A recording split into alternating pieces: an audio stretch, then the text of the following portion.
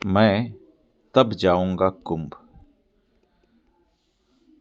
मैं तब जाऊंगा कुंभ जब सब लौट रहे होंगे कुंभ से। दुनिया को सुना रहे होंगे अपने अनुभव, रोमांच और सांस्कृतिक गाथाएं। मैं तब जाऊंगा कुंभ। बैठूंगा गंगा जी के पास जैसे कभी बैठ जाता था माँ के पास।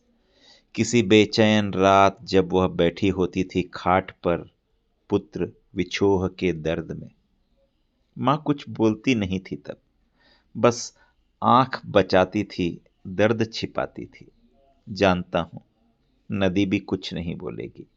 बस कुछ देर मैं नदी का दर्द महसूस करना चाहता हूं। मैं कुंभ जाऊंगा तब जब सब लौट रहे होंगे कुंभ से। मैं रुकूंगा गंगा जी के पास। एक चुप रात, जैसे किसी खंडहर में रुकता है कोई साधु, सुनता है कुछ अनसुनी आवाजें। लोग कहते हैं ब्रह्मांड में जिंदा रहती है अनसुनी आवाजें। वे सुने जाने तक मोक्ष को प्राप्त नहीं होती हैं। गंगा माँ, तुम्हारे पास भी तो कितनी अनसुनी आवाजें एकत्र हो गई हैं। कैसे सुनोगी इतनी आवाजें, अकेली पड़ गई होगी ना माँ। मैं कुंभ जाऊंगा तब जब सब लौट रहे होंगे कुंभ से, पाप मुक्ति का दंभ लिए। मैं रुकूंगा गंगा जी के पास, जैसे कोई परिजन की अस्थि बहाने के बाद बैठता है कुछ देर गंगा जी के साथ। मैं गंगा जी में बहते पाप को देखने जाऊंगा। कोशिश करूंगा पाप को अलग अलग देखने की।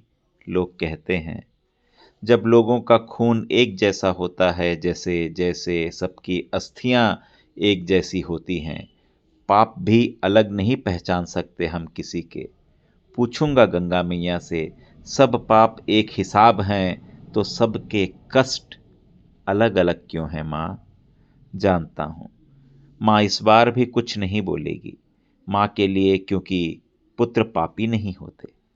धार्मिक पंचायती लोग ही बोलते हैं तुम्हारा पुत्र पाप करके आया है।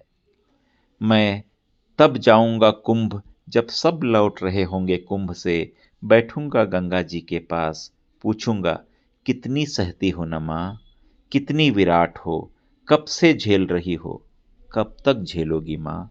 जानता हूं माँ कुछ नहीं बोलेगी। धर्मपरायण माँ धर्म निभाती है माँ, धर्म की यातनाएं नहीं बाचती है माँ। मैं तब कुंभ जाऊंगा जब सब लौट रहे होंगे कुंभ से।